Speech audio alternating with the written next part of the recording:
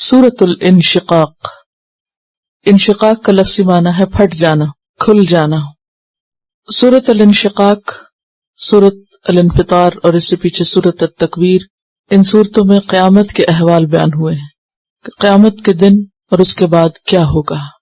وہ یقینی واقعہ جو ہم سب کو پیش آنے والا ہے، اس کا حال تفصیل کے ساتھ بیان کیا جا رہا ہے. تو اس کا آغاز آسمان کے پھٹنے سے ہوگا. اس صورت میں ایک رکوع ہے، 25 آیات ہیں، 107 کلمات ہیں اور 403 حروف ہیں. بسم اللہ الرحمن الرحیم. اذا السماء انشقت، جب آسمان پھٹ جائے گا. انشقت مؤنث ہے کیونکہ السماء مؤنث ہے. اردو میں لفظی ترجمہ کیا ہوگا؟ جب آسمان پھٹ جائے گی. لیکن اردو میں چونکہ آسمان مذکر ہے اس لیے ہم اس کا ترجمہ اردو محاورے کے اعتبار سے پھٹ جائے گا کرتے ہیں. جب آسمان پھٹ جائے گا، اور یہ کون سا دن ہوگا؟ قیامت کا دن ہوگا. آسمان کے پھٹنے کا ذکر سورۃ الفرقان میں بھی آتا ہے. یوم تشقق السماء بالغمام ونزل الملائکۃ تنزیلا. اور ایک اور جگہ بھی وفتحت السماء فکانت ابوابا. سورۃ الرحمن میں آتا ہے فاذا انشقت السماء فکانت وردۃ کالدہان فبأی آلاء ربکما تکذبان. اس کے فوراً بعد آتا ہے فیومئذ لا یسأل عن ذنبہ انس ولا جان. وہ لوگوں کے حساب کتاب کا دن ہوگا. اور پھر اگر ہم آسمان پر غور کریں تو آسمان کوئی معمولی چیز نہیں، کوئی چھوٹی سی چیز نہیں. آسمان ایک بھی نہیں، 7 آسمانوں کا ذکر آتا ہے اور سبعا شدادا کا لفظ آتا ہے کہ مضبوط آسمان ہے. لیکن اس مضبوطی اور اس بڑائی کے باوجود ان کے اندر اللہ کی اطاعت کا جذبہ ہے، جس کا ذکر آگے آ رہا ہے. وَأَذِنَتْ لِرَبِّهَا وَحُقَّتْ. اور وہ سنے گا اپنے رب کے لیے اور حق یہی ہے کہ وہ ایسا کرے. آسمان کی جب تخلیق ہوئی تھی تو اس وقت بھی اللہ سبحانہ وتعالی نے کیا فرمایا تھا؟ ثُمَّ اسْتَوَىٰ إِلَى السَّمَاءِ وَهِيَ دُخَانٌ. پھر وہ آسمان کی طرف متوجہ ہوا اور وہ کیا تھا؟ دھواں تھا. فَقَالَ لَهَا وَلِلْأَرْضِ ائْتِيَا طَوْعًا أَوْ كَرْهًا. پھر اللہ نے آسمان اور زمین سے کہا کہ آؤ خوشی سے یا ناخوشی سے. قَالَتَا أَطَيْنَا طَائِعِينَ. کہ ہم آتے ہیں اطاعت گزار بن کر. تو آسمان نے اپنی ابتدا یا آغاز اور اپنی تخلیق کے آغاز میں بھی کیا کیا تھا؟ اللہ کی اطاعت کی تھی. اور اسی طرح اپنی انتہا میں بھی کیا کرے گا؟ وَأَذِنَتْ لِرَبِّهَا. اپنے رب کی بات سنے گا. اذنہ کا لفظ جو ہے حمزہ ذال نون، اسی سے اذن کا لفظ آتا ہے کان، اور اسی سے آذان کا لفظ آتا ہے، اور اسی سے اذنہ آتا ہے جس کا صلہ لام ہو تو اذنہ لے کا مطلب اجازت دینے کے لیے بھی آتا ہے. جیسے سورۃ توبہ میں آتا ہے عفا اللہ عنک لما اذنت لہم. آپ نے ان کو اجازت کیوں دی. اور اسی سے اذنہ لے کا معنی ہوتا ہے کان لگانا، غور سے سننا، توجہ کرنا. تو یہاں آسمان کی کیفیت بتائی جا رہی ہے. وَأَذِنَتْ لِرَبِّهَا. آسمان اپنے رب کا حکم غور سے سنے گا، اور صرف سنے گا نہیں بلکہ سن کر مان بھی جائے گا. یعنی اس میں صرف سننا نہیں ہوتا بلکہ سن کر اسے سمجھنا اور سمجھ کر عمل کرنا. ورنہ تو یہی کافی تھا کہ وہ آسمان اپنے رب کا حکم سن لے گا. وَسَمِعَتْ لِرَبِّهَا بات ہو جاتی. لیکن سمع میں صرف سننا ہوتا ہے، اور اذن لی میں صرف سننا نہیں، توجہ سے سننا اور پھر سمجھ کے سننا، اور پھر جو کہا جا رہا ہے وہ کرنا بھی. سمع میں تو ہم بازو کا جی کر دیتے ہیں، کرتے کراتے کچھ نہیں. لیکن اذن لی میں کیا ہے؟ پورے دل کی آمادگی کے ساتھ، توجہ کے ساتھ سن کے پھر جیسے حکم ملے گا ویسے ہی کر لے گا. اب یہ کس چیز کا حکم مل رہا ہے؟ سر سوچئے کس چیز کا حکم مل رہا ہے؟ پھٹ جاؤ، پھٹ جاؤ، ٹوٹ جاؤ. اور وہ کیا کرے گا؟ پھٹ جائے گا. اتنی بڑی چیز سب انشدادا، جب اس کو حکم ملے گا کہ پھٹ جاؤ وہ پھٹ جائے گا. کسی بھی چیز کا پھٹنا اور ٹوٹنا اور ختم ہونا یہ کوئی معمولی چیز نہیں ہے. یہ تو اپنے وجود کو کھو دینا ہے، اپنے آپ کو ختم کر دینا ہے. تو آسمان کی اطاعت دیکھیں جو اتنی بڑائی کے باوجود اللہ کے سامنے ٹکڑے ٹکڑے ہو جائے گا. پہاڑوں کے بارے میں بھی ہم نے پڑھا تھا کہ اگر یہ قرآن ان پہ نازل ہو تو کیا ہو جائے؟ ان کے خاشعاً متصدعاً، ٹکڑے ٹکڑے ہو جائے، جھک جائے، دب جائے، بیٹھ جائے. اور یہاں آسمان جب حکم ملے گا ختم ہو جاؤ، ختم، دیر ہی نہیں لگائے گا، کوئی اکڑ نہیں، کچھ نہیں. وحقت، اور حق یہی ہے. اب حقت کا لفظ جو ہے نا حق سے ہے، اور حق کا مطلب ہوتا ہے وہ بات جو تجربے اور مشاہدے کے بعد سچ اور درست ثابت ہو، حقیقت اور سچائی کے لیے آتا ہے. اور حقت کا مطلب کیا ہے؟ یعنی اس کے لیے حق یہی ہے، اس کے لیے یہی بات درست ہے کہ وہ ایسا ہی کرے، یا یہ کہ اس پر یہ واجب کر دیا گیا ہے کہ وہ اپنے رب کی اطاعت کرے اور وہ اپنے اس فرض کو پورا کر دے گا. اللہ نے حق تو ہم پر بھی ہی رکھا ہے نا کہ ہم اس کے آگے جھک جائیں اور ٹوٹ جائیں اس کے لیے، لیکن ہم کیا کرتے ہیں ہم سب جانتے ہیں. لیکن آسمان اپنے رب کا فرما بردار ہے. وَإِذَا الْأَرْضُ مُدَّتْ، اور جب زمین پھیلا دی جائے گی. اور مد کا کیا معنی ہوتا ہے؟ لمبائی کے رخ پھیلانا، لمبائی کے رخ کسی چیز کو لمبا کرنا، طول دینا. اور زمین بھی مؤنث. اور جب زمین کھینچ دی جائے گی، پھیلا دی جائے گی، عربوں میں چمڑے کو پھیلانے کے لیے لفظ آتا ہے. زمین کا پھیلانا یعنی بالکل ہموار، پلین اور سیدھی ہو جائے گی. اس وقت تو زمین پر پہاڑ بھی ہیں، کہیں دریا ہیں، کہیں عمارتیں ہیں، کہیں ٹیلے ہیں، کہیں ریت ہے، کہیں کچھ ہے، بہت کچھ ہے. لیکن قیامت کے دن کیا ہوگا؟ سب چیزوں کو برابر کر دیا جائے گا. فَدُكَّتَا دَكَّةً وَاحِدَةً، ایک ہی چوٹ سے پہاڑ اور زمین کو ریزہ ریزہ کر کے واپس سیدھا پھیلا دیا جائے. اس کی ساری سلوٹیں نکال دی جائیں گی. چمڑے کو یا چادر کو یا شیٹ کو جب پھیلایا جاتا ہے تو کیسے پھیلایا جاتا ہے؟ کیا کرتے ہیں؟ اسٹریٹن کیسے کرتے ہیں؟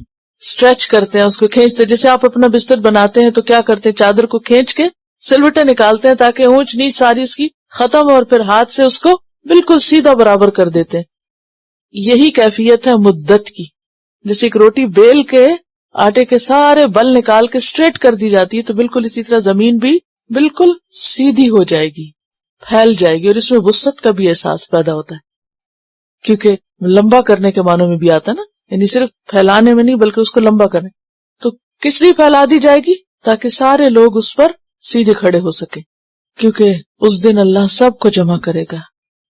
حدیث میں آتا ہے یجمع اللہ تعالی یوم القیامت الاولین والآخرین، اللہ قیامت کے دن اولین اور آخرین کو جمع کرے گا. فی صعید واحد، ایک ہی میدان میں. فیسمعہم الداعی، تو وہ سنوائے گا ان کو پکارنے والے کی پکار. اب آپ سوچئے کسی بہت بڑے اسٹیڈیم کا نقشہ ذہن میں لائیے، کیونکہ دنیا میں زیادہ لوگ ایک جگہ پر، ایسی جگہ پر ہی نظر آتے ہیں. یا کبھی آپ جہاں باکسنگ ہو رہی ہوتی تو آس پاس جو لوگوں کا ہجوم ہوتا ہے، تو اس چھوٹے سے سین کو آپ پوری زمین پہ پھیلا دیں. اور آپ دیکھیں کہ اس وقت زمین جو ہے نا وہ گول ہے. اگر اوپر کے کچھ لوگ کھڑے ہوں تو کیا ہوتا ہے؟ پچھلی طرف والے نظر نہیں آتے. جیسے کہ انڈے کے اوپر اگر آپ ایک طرف ایک چیز رکھے تو دوسری طرف، لیکن اس دن کیا ہوگا؟ وہ سب سیدھی کر کے اسٹریچ کر کے سیدھی کر دی جائے. اب آپ وہ جو اس کو آپ یوں سمجھے کہ جیسے اگر آپ کبھی کسی بال کو پھاڑے تو پہلے وہ اس کا سائز چھوٹا لگتا ہے، لیکن پھٹ کے تو اس کو سیدھا اسپریڈ کرے تو لمبا ہو جاتا ہے. تو زمین بھی اسی طرح سیدھی پھیل جائے گی، اور صرف اتنی جگہ ہوگی کہ جس میں سب لوگ کھڑے ہو سکے. کتنی بھری ہوگی، اولین اور آخرین اس میں ہوں گے، اور حد نگاہ تک صرف لوگ ہی لوگ ہوں گے. اور اس وقت ان سب کی کیفیت یہ ہوگی کہ ایک پکار کو سارے بیک وقت سن سکیں گے. کیا حال ہوگا نا اس وقت، کیا نقشہ ہوگا. اور ہم کہاں ہوں گے؟ اب بھی اگر آپ حج عمرے پہ جائیں تو اس وقت لوگوں کا تھوڑا کراؤڈ ہوتا ہے تو اپنا آپ اتنا چھوٹا لگتا ہے، اتنا چھوٹا لگتا ہے کہ جیسے کوئی شے ہی نہیں.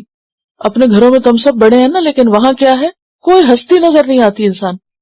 اور یہ تو ہر سال چند ایک لاکھ لوگ ہوتے ہیں. کہاں یہ کہ پوری دنیا کے لوگ ایک جگہ ایک وقت پہ بھی اکٹھے ہیں. اور پھر ایک وقت کیا ہے، یا تو نسلوں پہ نسلیں گزر چکی ہیں، سارے کے سارے جب ایک میدان میں ہوں گے اور کوئی رشتہ دار نہیں ہوگا، کوئی پہچانے گا نہیں، کوئی کام نہیں آئے گا، اکیلے جان تن تنہا. کون پوچھے گا؟ کون پوچھے گا؟ کون کام آئے گا؟ کون بچائے گا؟ کون چھڑائے گا؟ صرف اللہ کی ذات. اور اس وقت وہ چیزیں پاس ہونی چاہیے جس کی وجہ سے اللہ سبحانہ وتعالی ہماری طرف رحمت کی نظر کرے، اور اس کی فکر ہونی چاہیے. تو بات یہ ہے کہ زمین پھیلا دی جائے گی اور وسیع کر دی جائے گی، نہ اس پہ بلندی ہوگی نہ پستی ہوگی. سب کے سب ایک میدان میں کھڑے ہوں گے اور اپنے رب کے سامنے حساب کے لیے تیار ہوں گے. وَأَلْقَتْ مَا فِيهَا، اور ڈال دے گی جو اس کے اندر ہے، یعنی نکال پھینکے گی زمین کے اندر جو کچھ بھی ہے. یعنی جب زمین کو توڑا جائے گا، کوٹا جائے گا، تو اس کے اندر جو کچھ بھی ہے وہ سارا باہر آ جائے گا. کیا کیا ہے اس کے اندر؟ مردے ہیں، انسانوں کے، حیوانوں کے، ہر قسم کی چیزیں، اسی طرح مختلف طرح کی معدنیات ہیں، گیسز ہیں، پیٹرول ہے، جو کچھ بھی ہے وہ سارا ما فیہا. ابھی کون سا ہم زمین کی ساری تہیں کھول بیٹھیں گے میں پتا ہو کہ ما فیہا کیا ہے. اب تو ابھی صرف اپنی ٹرمز میں بات کرتے ہیں جتنا ہم جانتے ہیں. ما فیہا جو بھی اس کے اندر سب باہر آ جائے گا. وہ تخلت اور بالکل خالی ہو جائے گی. تخلت کا لفظ جو ہے نا خے لام واو سے، خلو، خلا بھی اسی سے ہے. خلا خالی مکان کو کہتے ہیں نا، زمین اور آسمان کے درمیان کی جو جگہ ہے اس کو خلا کہتے ہیں. تو تخلت یعنی ایمپٹی ہو جائے گی، بالکل کچھ بھی نہیں رہے گا اس میں. انسان بھی باہر نکل آئیں گے اور سونے کے ڈھیر بھی اور باقی بھی جو سب کچھ نکل کے صاف ستھری ہو جائے گی. وَأَذِنَتْ لِرَبِّهَا اور وہ اپنے رب کی بات مانے گی، وہ بھی اطاعت گزار ہے. وہ بھی اپنی تخلیق کے آغاز میں جب اللہ نے اسے کہا تھا آؤ بنو تو وہ بن گئی، اور جب کہے گا کہ اب تم خالی کر دو، سیدھی ہو جاؤ، سب کو اوپر اپنے سمیٹ لو، تو وہ ایسا کر لے گی. جو حکم ملے گا اس کو مان جائے گی. وَأَذِنَتْ لِرَبِّهَا. اب اس میں آپ دیکھیے کہ جب یہ الفاظ ہم پڑھتے ہیں نا وَأَذِنَتْ لِرَبِّهَا، تو ذرا اپنا ہم مقابلہ کریں کہ اللہ کی آیات اور قرآن مجید سن کر ہمارے کان کہاں ہوتے ہیں. قرآن اللہ ہی کا کلام ہے نا، کسی انسان کی بات تو نہیں ہے. اور جب اللہ سبحانہ وتعالیٰ کہتے یا ایھا الانسان یا ایھا الذین آمنوا یا ایھا الناس، ہمارے کان کدھر لگے ہوتے ہیں؟ کتنا سنتے ہیں ہم، کتنی توجہ کرتے ہیں، کتنا دھیان دیتے ہیں، کتنا غور کرتے ہیں، کتنا اپنے آپ کو آمادہ پاتے ہیں. آسمان کو دیکھیں، زمین کو دیکھیں، اور زمین کے مقابلے میں بھی کیا ہے ہم؟ زمین اطاعت گزار ہے اور اس پہ چلنے والا انسان اکڑ رہا ہے، اور وہ اللہ کی بات دھیان سے نہیں سنتا.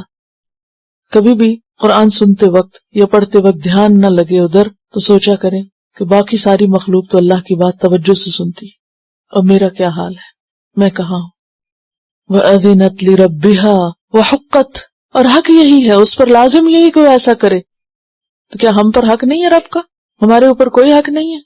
ہمارے اوپر تو زیادہ نعمتیں ہیں، زیادہ احسانات ہیں، ہمارے لیے تو اور بھی زیادہ ضروری ہے کہ ہم رب کی بات سنیں. یا ایھا الانسان اے انسان، اور انسان سے مراد یا تو محمد صلی اللہ علیہ وسلم یا پھر جن سے انسان یعنی عام انسان. انک بے شک تو کادحن محنت کرنے والا ہے. کادحن کا لفظ جو ہے یہ قدحن سے ہے، کاف دال ہا، کسی چیز کے حصول اور اس کے پانے میں محنت اور مشقت اٹھانا، یعنی کسی چیز کے حاصل کرنے کے لیے محنت مشقت اٹھانا یا محنت کی تکلیف اٹھانا، رنج سہنا، تکلیف سہ سہ کے اور مشقت کر کر کے کام کرنا. انک کادحن بے شک تو تکلیفیں اٹھانے والا ہے، محنت کرنے والا ہے. اور کاف دال سے عربی میں جو بھی مادے بنتے ہیں ان کے اندر محنت، مشقت اور خاص طور پر کوشش کا مفہوم پایا جاتا ہے. جیسے رد و قد پڑھا ہوگا آپ نے، یعنی کوشش کا مفہوم یا محنت کا مفہوم. اسی طرح قدح کا لفظ جو ہے جسم کو زور سے رگڑنے کے لیے بھی آتا ہے، جیسے خارش ہوتی ہے نا تو زور سے رگڑا جاتا ہے، اس کے لیے بھی آتا ہے. یعنی کسی بھی چیز میں جہاں زور لگتا ہے، کوشش ہوتی ہے، محنت ہوتی ہے، جیسے کہتے ہیں نا رگڑائی کرنا، اسکربنگ کرنا، یہ ساری چیزیں کیا مانگتی ہیں؟ کسی بھی چیز کو جب آپ رگڑتے ہیں تو کیا کرتے ہیں؟ ایکسٹرا ایفرٹ لگاتے ہیں نا، کوشش کرتے ہیں، محنت کرتے ہیں. تو انک کادحن بے شک تو محنتیں کرنے والا، کیونکہ لقد خلقنا الانسان فی کبد، انسان کو ہم نے پیدا ہی مشقت میں کیا ہے. تو انسان ڈے 1 سے دنیا میں آنے کے لیے پہلے تو محنت کرتا ہے ماں کے پیٹ سے، پھر آنے کے بعد آپ دیکھیے صرف بچے کو جو پہلی دفعہ دودھ پلایا جاتا ہے تو اس میں آپ اس کی مشقت دیکھیں. اگر آپ نے یہ تجربہ کیا ہو یا دیکھا ہو کبھی، کس قدر مشقت سے وہ دودھ پینا سیکھتا ہے، اور پیا نہیں جاتا پھر روتا ہے، یعنی وہ مشقت شروع ہو جاتی. پھر اس کے بعد ایک ایک سٹیپ اس کا بامشقت ہے، اس کا اٹھ کے بیٹھنا، اس کا چلنا، کتنی دفعہ گرتا. کبھی آپ بچے کو چلتا تو دیکھیں، یعنی کتنا کمزور ہوتا ہے، 2 قدم اٹھاتا ہے پھر دڑام گرتا ہے، پھر چلتا ہے پھر گرتا ہے، پھر چلتا ہے پھر گرتا ہے. بولنے میں آپ دیکھیں کتنی ایفرٹ لگاتا ہے، لکھنے کا جب شروع کرتا ہے تو کتنی مشقت ہوتی ہے. یعنی کون سا کام ہے جو آسانی سے ہوتا ہو؟ ہر کام میں مشکل ہوتی. کادحن الی ربک، لیکن ہر کام اور ہر کوشش کے بعد پہنچنا رب کی طرف ہی ہے. الی ربک، تمہاری ساری ایفرٹس تمہیں ہر دن اپنے رب کی طرف لے جا رہی ہیں. اب انسان جو ہے وہ 2 طرح کے ہوتے ہیں، ایک نیک ہے ایک بد ہے. جو نیک انسان ہے اس کی ہر کوشش اچھی نیت کے ساتھ اسے کس طرف لے جا رہی ہے؟ رب کی رضا کی طرف لے جا رہی ہے. اور ایک بہکے ہوئے انسان کی کوششیں اور ایک ایم لیس انسان کی کوششیں کیسی کوششیں ہوتی ہیں؟ بے مقصد بیکار قسم کی. کر دونوں ہی محنت رہے یا نہیں؟ کیا دنیا کے لیے کام کرنے والے محنت نہیں کرتے بلکہ زیادہ کرتے ہیں؟ کیونکہ ان کو ڈر ہوتا ہے فوری نتائج انہیں چاہیے ہوتے ہیں نا، اس لیے زیادہ محنت ہوتی ہے. آخرت کے لیے کام کرنے والوں کا تو منزل ابھی بڑی دور ہے نا، بہت پیچھے ہے، اس لیے وہ ان کے کام بھی ڈھیلے ڈھیلے ہوتے ہیں سستی کے مارے. کبھی دل چاہا تو کر لیا، نہیں تو نہ صحیح، وہ تو ابھی دیکھی جائے گی جب آئے گی. تو یہ جو قادحن کا لفظ ہے، اس میں سخت محنت، مشقت، اور اس میں ہر طرح کے کاموں کے لیے جو انسان محنت کرتا ہے اس کا ذکر ہے. یعنی زندگی کا یہ سفر پیدائش سے موت تک کا دراصل کیا ہے؟ محنت بھرا سفر ہے، مشقتوں والا سفر ہے، آسان نہیں ہے. اور ہر دن ہمیں کس کے قریب کر رہا ہے؟ اپنے رب کے قریب کر رہا ہے. اور قادحن کے بعد قدحن کا لفظ کیا بتاتا ہے؟ بہت زیادہ محنت مشقت کرنا. اور پھر کیا ہوگا؟ فَمُلَاقِيهِ، پھر تم اس سے جا ملو گے. وَأَنَّ إِلَىٰ رَبِّكَ الْمُنْتَهَىٰ، سورۃ النجم میں آتا ہے. اور تیرے رب ہی کی طرف جا کے رکنا ہے. کچھ بھی کر لو، جتنی بھی محنت کر لو، جانا اپنے رب ہی کے پاس ہے. سورۃ الغاشیہ میں آتا ہے إِنَّ إِلَيْنَا إِيَابَهُمْ ثُمَّ إِنَّ عَلَيْنَا حِسَابَهُمْ، پھر بے شک ہماری ہی طرف پلٹنا ہے، ہماری طرف لوٹ کے آنا ہے، واپسی ہمارے ہی پاس ہے، پھر ہماری ذمہ حساب بھی ہم ہی لیں گے. اور یہ کب ہو جاتا ہے؟ موت کے ساتھ ہی. اسی لیے نیک انسان جب محنت کرتے، کوشش کرتے دنیا سے رخصت ہوتا ہے تو موت کے فرشتے آ کے کیا کہتے ہیں؟ یا ایتھا النفس المطمئنہ ارجعی الی ربک، واپس چلو اپنے رب کی طرف. یہی معنی ہے یہاں قادح الی ربک قدحا فملاقی. اگر نیک ہوئے ارجعی راضیۃ مرضیہ، اور اگر بد ہو تو بھی بھاگ کے تو کہیں نہیں جا سکتے، جانا تو وہی ہے. کون بھاگ سکتا ہے؟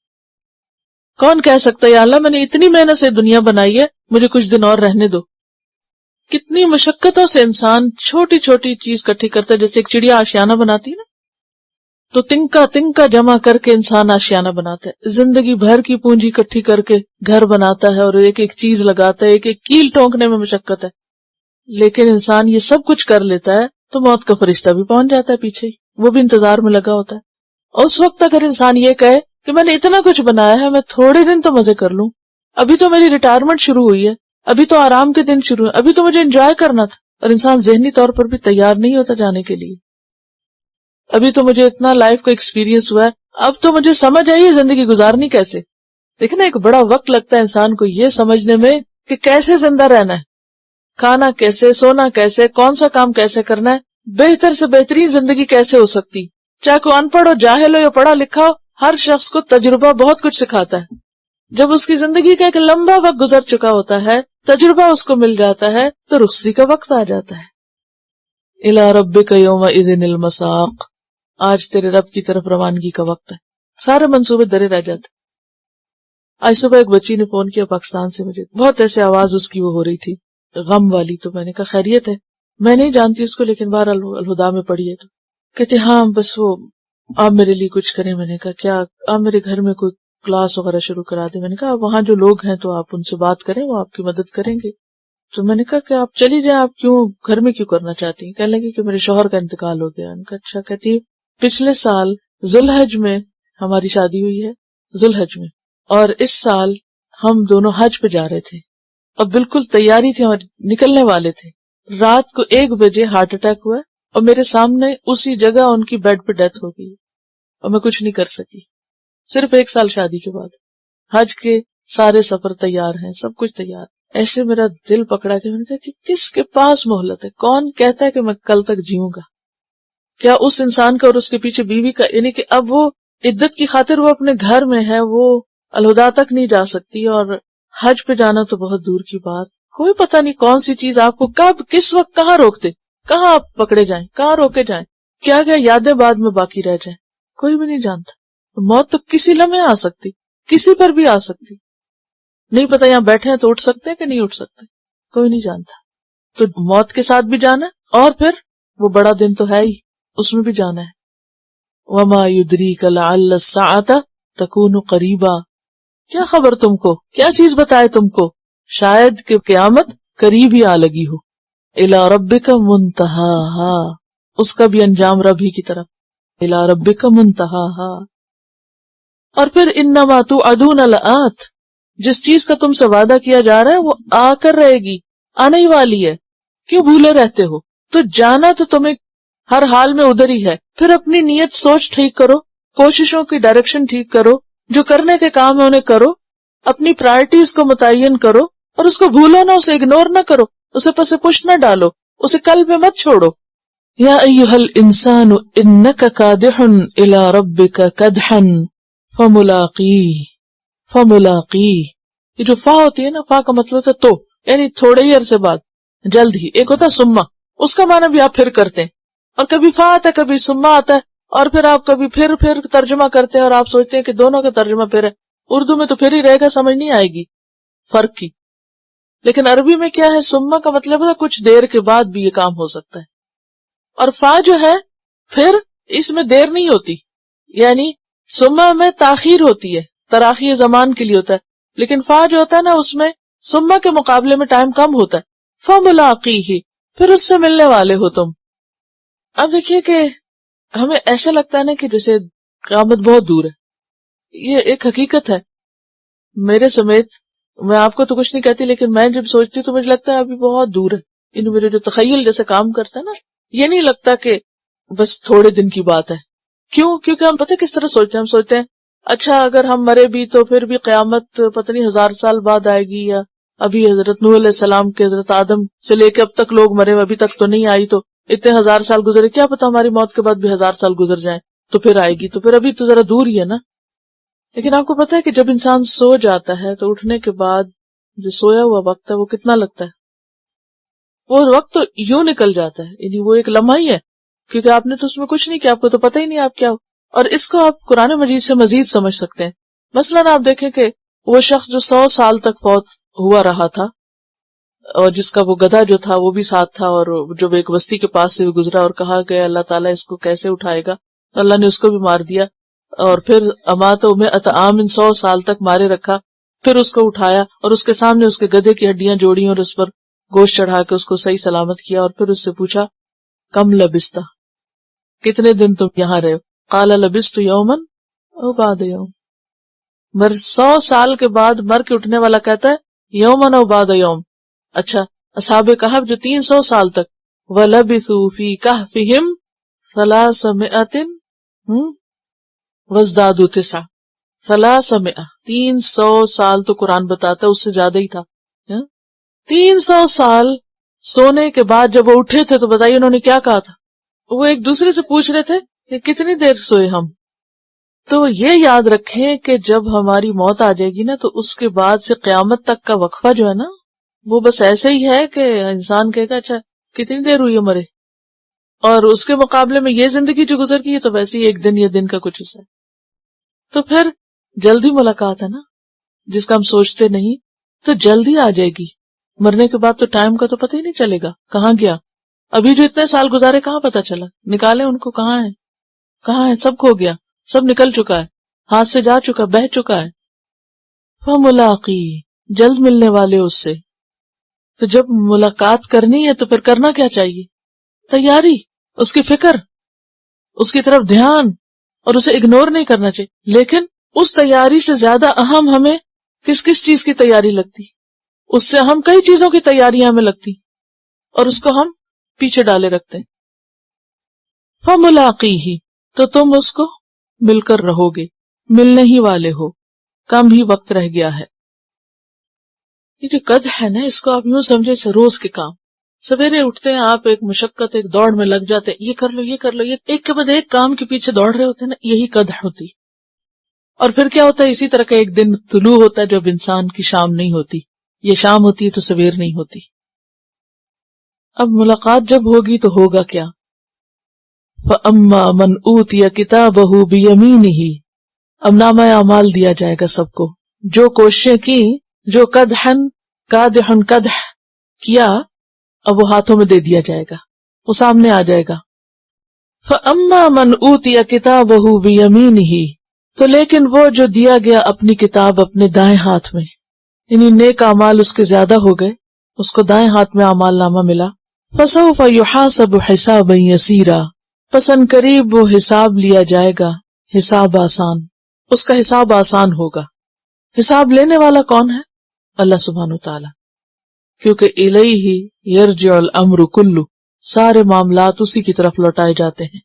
اور ان الینا ایابہم ثم ان علینا حسابہم، تو یہاں فاعل کا ذکر نہیں ہے کہ کون لے گا، لیکن اٹس انڈرسٹوڈ کہ اللہ سبحانہ وتعالی لیں گے۔ فسوف یحاسب حسابا یسیرا، اس کا حساب آسان ہوگا۔ اور آسان حساب کیا ہے؟ کہ مومن کا اعمال نامہ پیش ہوگا، غلطیاں سامنے لائی جائیں گی، پھر اللہ سبحانہ وتعالی اپنے کرم سے اس کو معاف کر دے گا۔ حضرت عائشہ فرماتی ہیں آپ نے فرمایا جس کا حساب لیا گیا وہ ہلاک ہو گیا۔ میں نے کہا اللہ کے رسول صلی اللہ علیہ وسلم، اللہ مجھے آپ پر قربان کرے، کیا اللہ نے یہ نہیں فرمایا کہ جس کے دائیں ہاتھ میں نامہ اعمال دیا گیا اس کا حساب آسان ہوگا؟ یعنی جب آپ نے یہ فرمایا کہ جس کا بھی حساب ہوا وہ مارا گیا، تو حضرت عائشہ نے پوچھا کہ قرآن میں تو آتا ہے کہ جس کا نامہ اعمال دائیں ہاتھ میں دیا جائے گا اس کا بھی حساب ہوگا، تو پھر کیا وہ بھی مارا جائے گا؟ تو آپ نے فرمایا کہ اس سے مراد پیش ہونا ہے، یعنی حساب سامنے لایا جانا ہے، وہ شیٹ دکھائی جانی ہے، نیکیاں اور بدیاں سامنے آئیں گی، اور اس وقت انسان کانپ رہا ہوگا کہ معلوم نہیں کس غلطی پہ پکڑا جاؤں، کیونکہ اللہ پکڑنے پہ تو کسی چھوٹی سی بات پہ پکڑ سکتا ہے، نہ پکڑے تو سب معاف کر سکتا ہے، کیونکہ سارا فیصلہ تو اس کے ہاتھ میں نا، کسی انسان کا تو فیصلہ ہے نہیں۔ تو آپ نے فرمایا کہ یہ تو پیشی ہے، یعنی مومن کو اپنے رب کے سامنے پیش ہونا ہے، اور جس کا مناقشہ ہوا یعنی جس سے پوچھ گچھ کی گئی کہ یہ غلط کام کیوں کیا تھا، وہ تو مارا گیا، کیونکہ کس کے پاس جواب ہے، کون بہانہ کر سکتا ہے۔ اسی لیے آپ صلی اللہ علیہ وسلم یہ دعا مانگا کرتے تھے، اللہم حاسبنی حسابا یسیرا، اے اللہ تو میرا حساب آسان فرمانا، یہ نماز کے بعد۔ تو حضرت عائشہ کہتی ہیں کہ میں نے آپ سے پوچھا کہ حسابا یسیرا کیا ہے؟ آپ کہتے ہیں کہ حساب آسان ہو جائے تو حسابا یسیرا کیا ہے؟ کیونکہ یہاں بھی آتا نا فسوف یحاسب حسابا یسیرا، تو آپ صلی اللہ علیہ وسلم نے فرمایا اللہ تعالیٰ اس کا نامہ اعمال دیکھے گا پھر معاف کر دے گا۔ تھوڑی دیر کے لیے ذرا تصور میں یہ بات لائیں کہ آپ کا حساب کتاب کسی کے ہاتھ میں ہو، کوئی دیکھ رہا ہو، اور فائنل فیصلہ آنے والا، ہاں یا نہ ہونے والی، وہ لمحہ کتنا زیادہ مشکل لمحہ ہوگا نا۔ اسی لیے وہ اما من خاف مقام ربہ، جو اپنے رب کے سامنے کھڑے ہونے سے ڈرا، اور آپ کو معلوم کل بھی ہم نے پڑھا تھا کہ جب لوگ اپنے رب کے سامنے کھڑے ہوں گے تو پسینے میں ڈوبے ہوئے ہوں گے۔ یہ کس چیز کا پسینہ ہوگا؟ یہ کیوں اس وقت انسان نچڑ رہا ہوگا؟ تھوڑی دیر کے لیے سوچیں، یہ کس قدر گھبرا دینے والی چیز ہوگی نا۔ اگر اس لمحے اللہ تعالیٰ معاف نہ کرے، کوئی ہے جو وہاں پہ چھڑا سکے، بچا سکے؟ نہیں۔ مومن کو تو سانس اسی وقت آئے گی نا کہ جب وہ وہاں سے پار نکلے، بخش دیا جائے، کہ اللہ تعالیٰ غلطیوں کو دیکھے اور اگنور کر دے، کیونکہ اگر ایک غلطی کے اوپر بھی حساب شروع ہو گیا تو بات مشکل ہو گئی۔ وَيَنْقَلِبُ إِلَىٰ أَهْلِهِ مَسْرُورًا، اور وہ لوٹ آئے گا اپنے گھر والوں کی طرف مسرور، خوش، سرور سے، دل ہی دل میں خوش ہونا۔ سرور کا لفظ جو نا یہ سر سے ہے، سین رے، سر کس کو کہتے ہیں؟ راز کو، چھپی ہوئی چیز۔ تو مسرور وہ خوشی جو دل ہی دل میں چھپی ہوئی ہو۔ ایسی خوشی دل میں کیوں رکھی جاتی ہے، اور ایسی خوشی اندر ہی اندر کیوں ہوتی ہے؟ کیونکہ وہ ایک خوف کی کیفیت سے جب انسان گزرتا ہے تو ہنستے ہوئے اور اس کا اعلان کرتے ہوئے بھی ڈرتا ہے نا، جسے وہ چپکے چھپا کے خوشی وہاں تک پہنچے گا اپنے گھر والوں کے پاس کہ میں پاس ہو گیا، کامیاب ہو گیا۔ فَأَمَّا مَنْ أُوتِيَ كِتَابَهُ بِيَمِينِهِ فَسَوْفَ يُحَاسَبُ حِسَابًا يَسِيرًا وَيَنْقَلِبُ إِلَىٰ أَهْلِهِ مَسْرُورًا۔ تو اللہ کے سامنے کیسے کھڑے ہوں گے؟ اور کوئی ساتھ بھی نہیں ہوگا۔ دنیا میں تو کوئی نہ کوئی رشتہ دار پیچھے، آگے، باہر، اندر کوئی نہ کوئی ہوتا ہے، یعنی سب سے پہلے گھر والے یاد آتے۔ يَنْقَلِبُ إِلَىٰ أَهْلِهِ مَسْرُورًا۔ مثلا آپ کسی جاب کے لیے انٹرویو دینے کو جاتے ہیں، اور آپ کا انٹرویو ہوتا ہے، آپ کے سارے کریڈینشیل سامنے ہیں، ورک ایکسپیرینس بھی، سب کچھ ہے، اور جاب ایسی ہے کہ اگر آپ کو نہ ملی تو آپ کی زندگی موت کا مسئلہ ہے۔ تو اس وقت آپ بورڈ کے سامنے ہیں، یا جو بھی آپ کو انٹرویو کر رہا ہے، آپ کا معاملہ سارا اس کے ہاتھ میں، اب وہ چاہے تو آپ کو ہاں کر دے، چاہے تو نہ کر دے. اس وقت انسان کی حالت کیا ہوتی ہے؟ اس نے اتنی محنت کی، اتنی ڈگریاں لی، اتنا کچھ پڑھا، اتنا کام کیا. اب یہاں ایک مرحلہ ایسا ہے کہ جس پر اس کے آئندہ زندگی کی خوشحالی کا انحصار ہے، اور انسان کسی بھی قیمت پر اس اپرچونٹی کو کھونا نہیں چاہتا. اور اس وقت اگر انسان کو ہاں ہو جائے اور جاب مل جائے تو پھر کیا ہوتا ہے، اور اگر نہ ملے تو کیا حال ہوتا ہے. اور یہ معاملہ تو انسانوں کے ساتھ ہے، انسانوں کے ساتھ. اور آپ نے دیکھا ہوگا کہ جس کو ایسی جاب مل جائے تو سب سے پہلے وہ کیا کرتے ہیں، وہیں سے موبائل پر آنے سے پہلے ينقلب الى اہلہ مسرورا. کتنی دفعہ انسان منتیں مانتا رہتا ہے نا کہ یہ ہو گیا تو یہ کروں گا، اور وہ ہو گیا تو، اور پھر بھول جاتا ہے. وَيَنْقَلِبُ إِلَىٰ أَهْلِهِ مَسْرُورًا وَأَمَّا مَنْ أُوتِيَ كِتَابَهُ، اور لیکن وہ جو دیا گیا اپنی کتاب یعنی نامہ اعمال، وَرَاءَ ظَهْرِهِ اپنی پیٹھ پیچھے، یعنی اس کی پیٹھ کے پرے سے اس کو دیا گیا. ویسے تو بائیں ہاتھ میں دیے جانے کا ذکر آتا ہے، لیکن یہاں پیٹھ پیچھے کی بات کیوں ہے؟ کیونکہ وہ ایسا سیاہ کاریوں سے بھرا ہوا ہوگا کہ جو ہی انسان کو ملے گا تو انسان شرم کے مارے فوراً اس کو چھپا لے گا، پیچھے کر لے گا. یہ ایسے ہوتا ہے نا جیسے کوئی بچہ فیل ہو جائے اور اس کا پرچہ اس کے ہاتھ میں پکڑا جائے تو فوراً کیا کرتا ہے، چھپا کے پیچھے کر لیتا ہے کہ کوئی نہ دیکھے، کسی کو پتہ ہی نہ چلے کہ میرے ہاتھ میں کیا ہے. وَأَمَّا مَنْ أُوتِيَ كِتَابَهُ وَرَاءَ ظَهْرِهِ فَسَوْفَ يَدْعُو ثُبُورًا، پس ان قریب وہ پکارے گا ہلاکت کو، ثبور کو پکارے گا. ثبور صبر یا ثبور سے ہے ہلاک ہونا، لازم اور متعدی ہے ہلاک ہونا، اور کرنا دونوں معنوں میں آتا ہے، جمع نہیں ہے، یہ مصدر ہے. تو وہ ہلاکت پکارے گا. کون سی ہلاکت؟ کبھی کو اپنے لیے ہلاکت بھی مانگتا ہے؟ کون اپنے لیے موت مانگتا ہے اور ہلاکت مانگتا ہے اور تباہی مانگتا ہے؟ کون کہتا ہے کہ میں مر جاؤں؟ اور میں، جو شخص انتہائی نا امید ہو چکا ہو، جو شخص انتہائی تکلیف میں ہو. آپ نے دیکھا ہوگا نا کہ کچھ لوگ جو بہت زیادہ بیمار ہو جاتے ہیں تو پھر وہ اپنے لیے موت مانگنے لگتے ہیں. تو وہاں بھی حالت یہ ہوگی کہ جب انسان کے اوپر انتہائی مصیبت کا وقت ہوگا تو انسان موت مانگے گا، اور اس وقت موت بھی نہیں آئے گی، کیونکہ موت بھی بعض اوقات انسان کو غموں سے نجات دلانے والی ہوتی ہے. یا انسان کم از کم یہ سمجھتا ہے کہ موت میری زندگی کے مسائل کو ختم کر دے گی. سورۃ الکہف میں بھی آتا ہے وَوُضِعَ الْكِتَابُ فَتَرَى الْمُجْرِمِينَ مُشْفِقِينَ مِمَّا فِيهِ، جب کتاب رکھی جائے گی تو کیا ہوگا؟ مجرم اس کو دیکھ کر ڈر رہے ہوں گے جو بھی اس میں لکھا ہوا ہوگا. لیکن اس کے برعکس نیک شخص وہ کیا کہے گا؟ ہاؤ مقرؤ کتابی، آؤ میری کتاب پڑھو.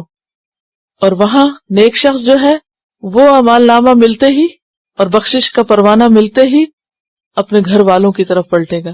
اور یہاں کیا ہے؟ کوئی گھر والے یاد نہیں آئیں گے، کوئی رشتہ دار یاد نہیں آئیں گے. فَسَوْفَ يَدْعُو ثُبُورًا، بس صرف موت یاد آئے گی اور موت مانگے گا. اور جہاں تک نیک لوگوں کا تعلق ہے تو اللہ سبحانہ وتعالیٰ اپنے خاص فضل سے ان کے بال بچوں کو اور ان کے آباء و اجداد کو ان کے ساتھ ملا دیں گے. وَالَّذِينَ آمَنُوا وَاتَّبَعَتْهُمْ ذُرِّيَّتُهُمْ بِإِيمَانٍ أَلْحَقْنَا بِهِمْ ذُرِّيَّتَهُمْ وَيَصْلَىٰ سَعِيرًا، اور وہ بھنے گا سعیر میں، جلے گا آگ میں. یسلا کا لفظ کل بھی ہم نے پڑھا تو سواد لام یہ سے آگ میں جلنا، بھننا، روسٹ ہونا، تو آگ ہی اس کا ٹھکانہ ہوگی.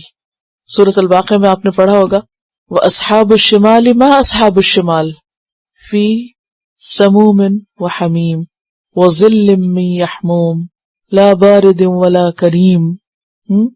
اور وہ کیا کہیں گے؟ إِنَّهُمْ كَانُوا قَبْلَ ذَلِكَ مُتْرَفِينَ وَكَانُوا يُصِرُّونَ عَلَى الْحِنثِ الْعَظِيمِ إِنَّهُ كَانَ فِي أَهْلِهِ مَسْرُورًا. وہ اپنے گھر والوں میں بڑا خوش رہتا تھا، یعنی دنیا میں وہ اپنے گھر کے اندر اتنا مگن تھا، اتنا مشغول تھا، اپنی لائف کو اس طرح انجوائے کر رہا تھا کہ اس کو آخرت بھولی ہوئی تھی. انہم کانوا قبل ذلک مترفین، انہ بے شک وہ، ظن سمجھتا تھا، اللہ یحور کہ وہ پلٹے گا نہیں. ہارا یحور و حور کہتے ہیں گھوم پھر کر واپس آنے کو، اسی جگہ جہاں سے چلے تھے، جہاں سے ابتدا ہوئی تھی. محور کا لفظ بھی اسی سے، محور سنا نا کب؟ سارے ستارے سیارے کس کے گرد گھوم رہے؟ محور کے گرد گھوم رہے. تو محور بیسیکلی چرخی کے دھرے کو کہتے ہیں. چرخی کا معلوم کہ جس کے گرد چرخی گھومتی ہے، تو یعنی وہ سینٹرل پوائنٹ، نیوکلیس جس کے ارد گرد چیزیں جو ہیں وہ ریوالو کرتی ہیں. تو انہ ظن اللہ یحور، وہ سمجھتا تھا واپسی کوئی نہیں.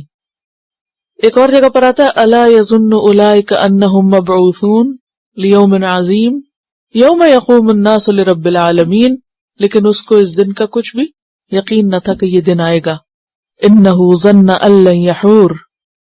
نبی صلی اللہ علیہ وسلم ایک دعا مانگتے تھے اللہم انی اعوذ بک من الحور بعد الکور، کہ اللہ مجھے ایمان کے بعد کفر کی طرف نہ پلٹانا، یعنی جہاں سے میں چلا ہوں وہاں نہ لوٹ جاؤں، یعنی دور جاہلیت کی زندگی میں نہ پلٹوں.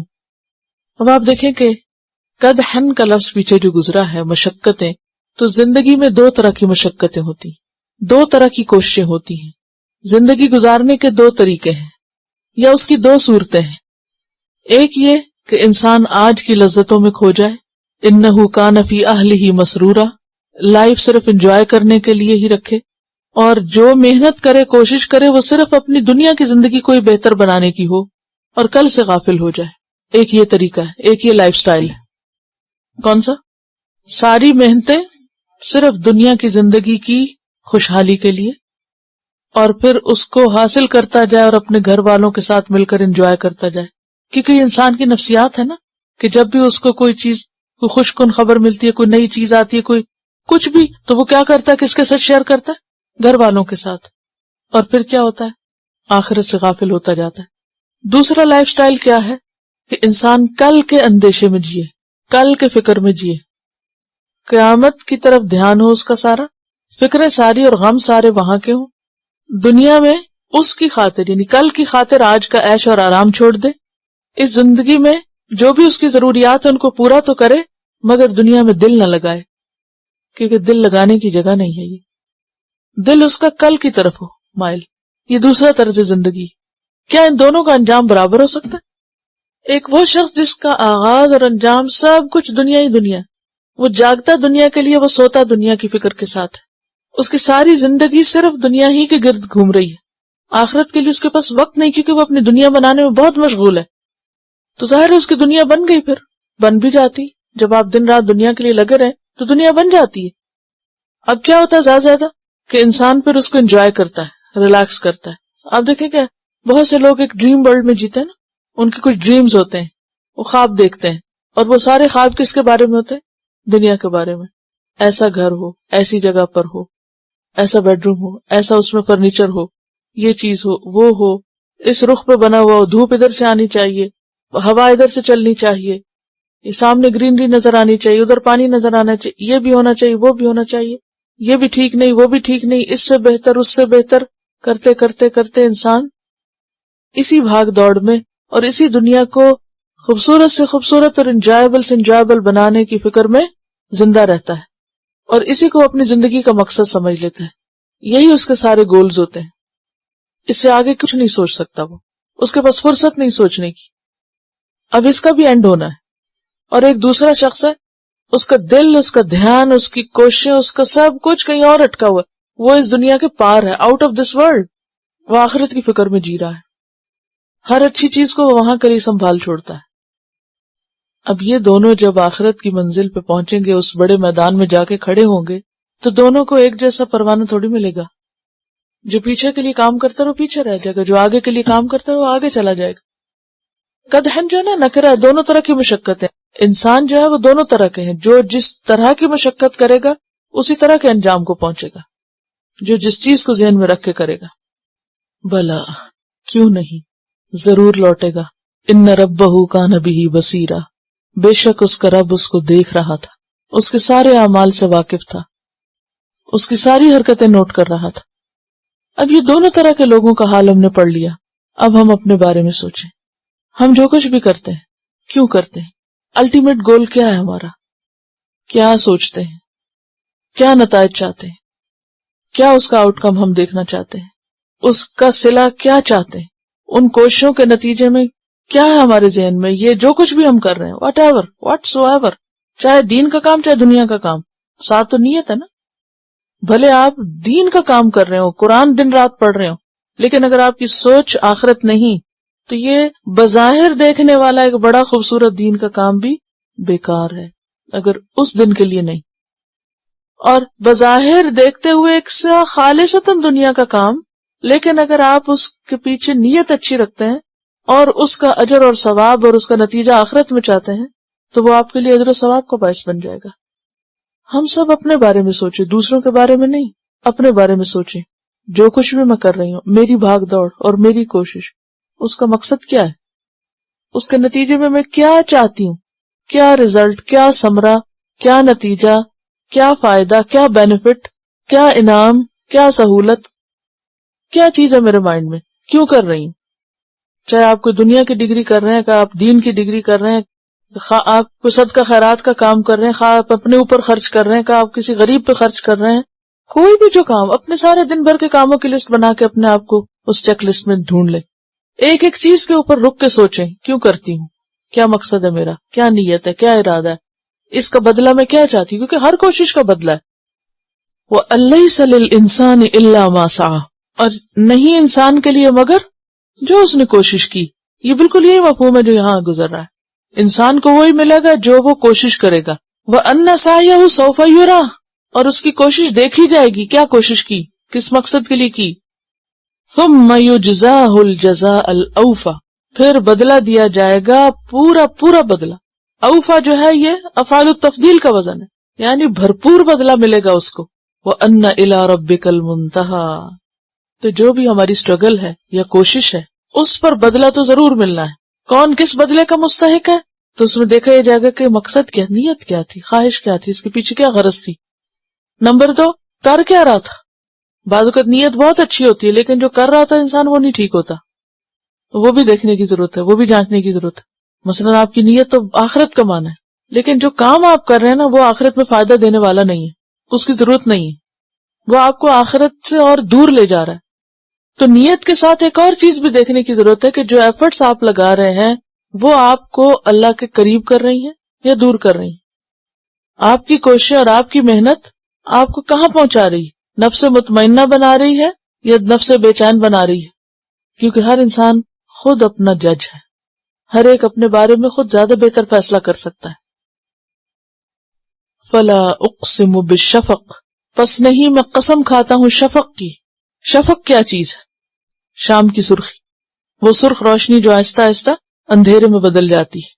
فلا اقسم بالشفق واللیل وما وسق، اور قسم ہے رات کی اور جو وہ سمیٹتی ہے یا جو اس نے سمیٹا. وسق، اور وسق جو ہے اندھیرے کو بھی کہتے ہیں، یعنی اندھیرا آ جاتا ہے نا اس وقت. اور بنیادی طور پر وسق میں چیزوں کو جمع کرنے اور اٹھانے کا مفہوم پایا جاتا ہے. جانور پہ بوجھ لادنے کے لیے بھی آتا ہے، کسی چیز کے بکھرے ہوئے اجزاء اکٹھا کرنا. اور اسی سے پھر آگے اتسق آ رہا ہے، جب کوئی بکھری ہوئی چیز اکٹھی ہو جائے اور مکمل ہو جائے. اور وسق ایک بڑے پیمانے کو بھی کہتے ہیں جس میں 1 2 من چیز آ جاتی، جیسے کل میں نے بتایا تھا نا سا اور وسق اور مد پیمانوں کے نام ہیں جس سے لوگ ناپتے تھے چیزیں، انہیں کو ترازو پہ رکھنے کے بجائے ناپ ناپ کے کھجوریں اور جو وغیرہ دیتے تھے. تو وسق بڑے پیمانے کو بھی کہتے ہیں. اور جیسے مگ ہوتا ہے یا گلاس ہوتا ہے یا اب بھی ناپنے کے پیمانے ہوتے ہیں نا، جیسے وہ جگ ہوتا ہے اس پہ نشان لگے ہوتے ہیں، تو اس میں کیا ہوتا ہے کوئی چیز آپ ڈالیں تو کیا ہوتی ہے، سمٹ جاتی ہے اس کے اندر. تو رات بھی چیزوں کو سمیٹ لیتی ہے. کیسے؟ دن میں سارے لوگ گھروں سے باہر نکل کے بکھرے ہوئے ہوتے، پرندے جانور سب، رات ہوتی تو سب واپس اپنے گھونسلوں میں آ جاتے. سویر ہوئی ہر چیز پھیل گئی، رات ہوئی ہر چیز جمع ہو گئی. رات نے سب کو سمیٹ لیا، جیسے شفق نے دن کو سمیٹ لیا، رات نے سب لوگوں کو سمیٹ لیا. انسان، حیوان، پرند چرند سب سمٹ گئے. والقمر اذا اتسق، قسم ہے چاند کی جبکہ وہ پورا ہو جائے، ماہ کامل بن جائے، یعنی اس کی روشنی مکمل ہو جائے. یہ کب ہوتا ہے؟ 14ویں کی رات کو، یعنی پورا پورا نظر آئے. لَتَرْكَبُنَّ طَبَقًا عَنْ طَبَقٍ، البتہ ضرور تم سوار ہوگے ایک درجے سے دوسرے پر. طبقاً عن طبق، طبقہ کہتے ہیں درجے کو، منزل کو، حال کو. اور طباق کی تفسیر میں نے آپ کو بتایا تھا کہ پلیٹ کے لیے بھی لفظ استعمال ہوتا ہے، کیونکہ پلیٹس بھی ایک کے اوپر ایک رکھ دیتے اور اس میں فٹ آ جاتی. تو طباق اسی سے طبقہ ہے. طبقاتی تقسیم کا لفظ آپ نے سنا ہوگا. طبقے، طبقے کون سے ہوتے ہیں؟ انسانوں کے طبقے گروہوں کے لیے آتا ہے نا.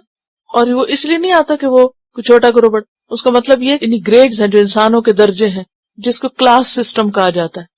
کیٹیگریز یا کلاس سسٹم جو ہوتی ہے، یہ غریبوں کا طبقہ ہے، یہ مڈل کلاس ہے، یہ اپر کلاس ہے، یہ لوور کلاس ہے، لوور مڈل کلاس ہے.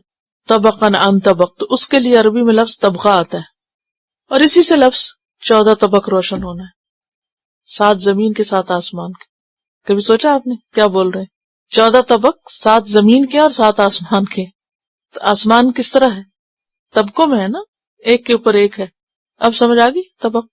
اصل میں آیت بہت گہری ہے اور اس میں ہم سب سے ایک بہت اہم بات کہی جا رہی. لَتَرْكَبُنَّ طَبَقًا عَنْ طَبَقٍ، تم سب کو ایک درجے سے دوسرے، ایک حالت سے دوسری حالت، ایک منزل سے دوسری. سٹوری کے لیے بھی آتا ہے. طبقات الارض کا لفظ بھی پڑھا ہوگا آپ نے. اور یہ جو جیسے فلیٹس میں سٹوریز ہوتی ہے نا، منزل کے معنوں میں بھی آتا ہے. فلورز، یس فلورز، سٹوریز یا فلورز، اس کے لیے بھی آتا ہے. تو وہ کیسے ہوتے ہیں؟ کسی بھی آپ بلڈنگ کو دیکھیں، ایک کے اوپر ایک طبقہ بنا ہوا ہوتا ہے. ٹھیک ہے، درجہ بدرجہ، ایک کے اوپر ایک. اور رقبہ کا کیا معنی ہوتا ہے؟ سوار.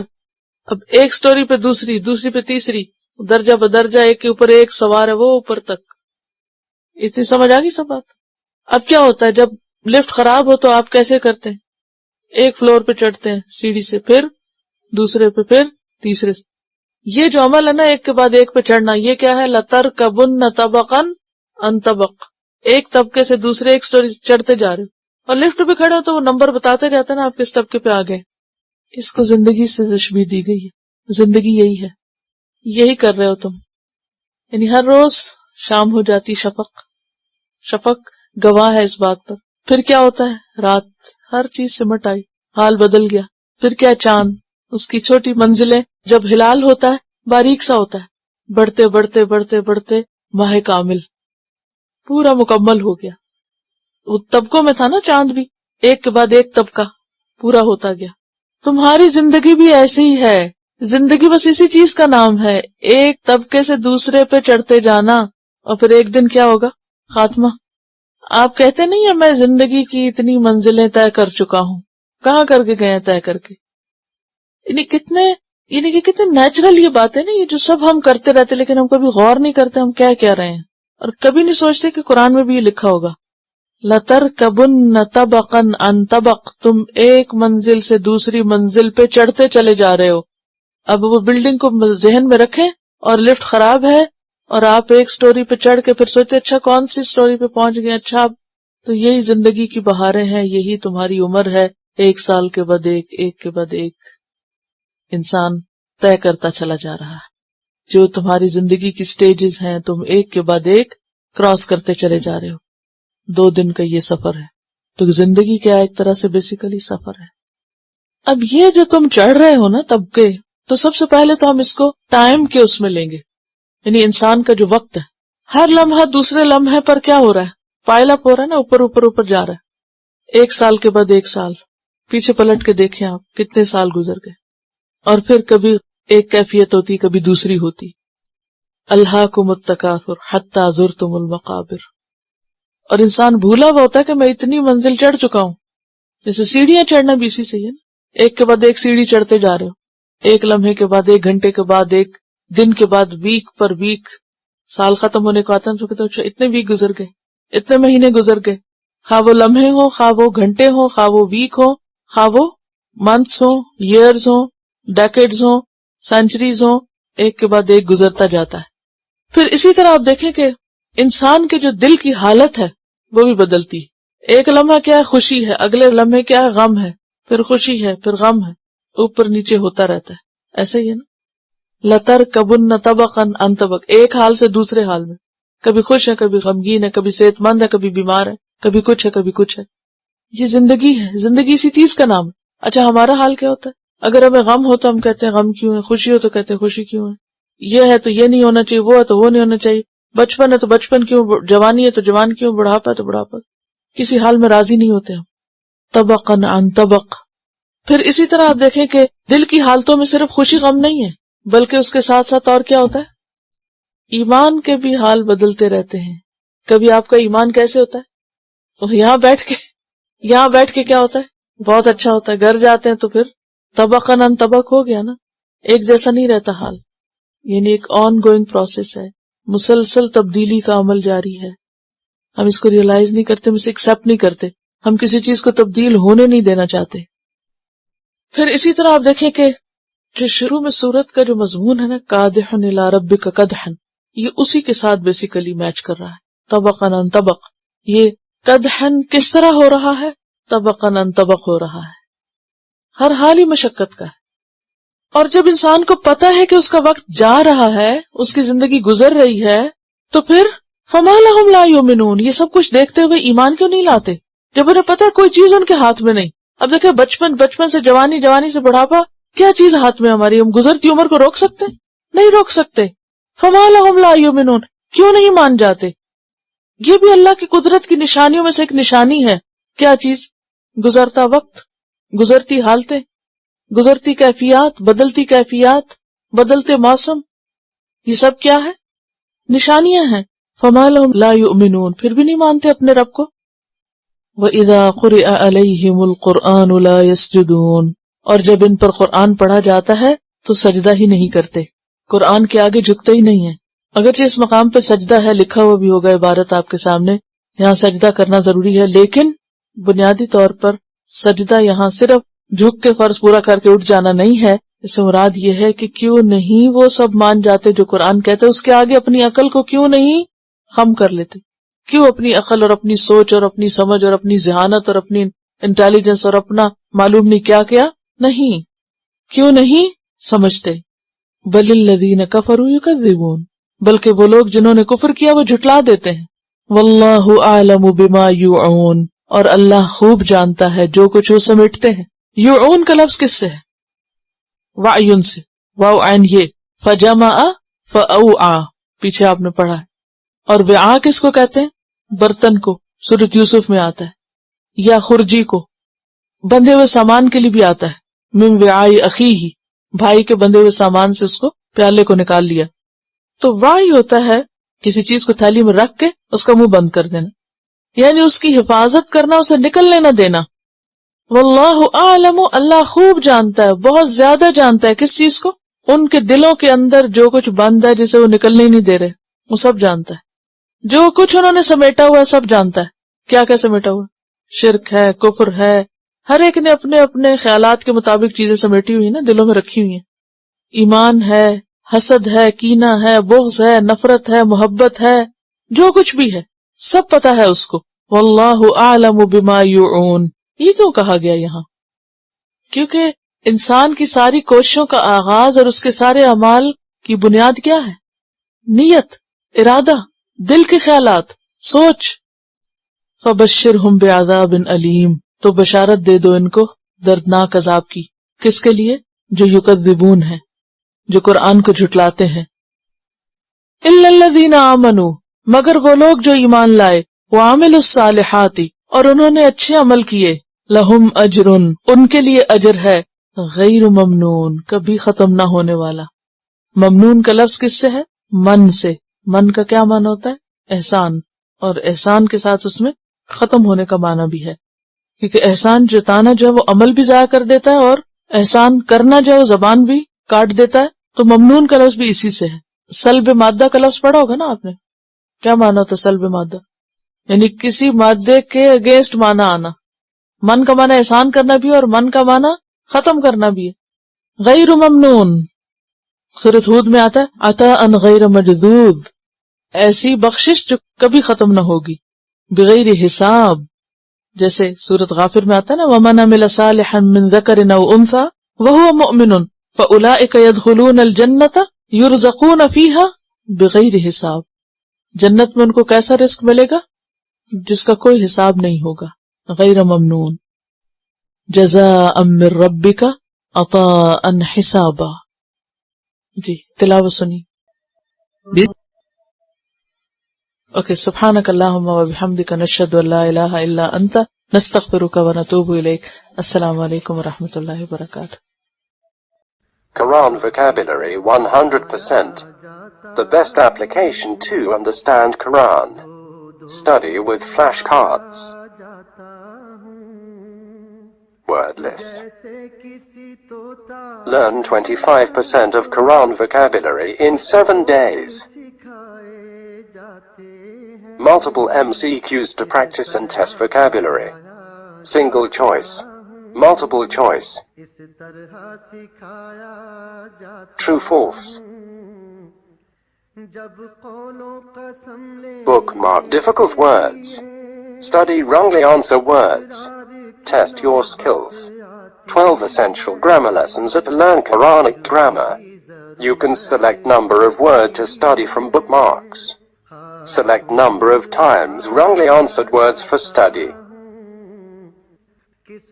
Test your skills with multiple choice, flashcard, true-false, matching words and single choice MCQs. Grammar lessons are available in PDF format, native Quranic and Urdu fonts. Available at Google Play and Apple App Stores.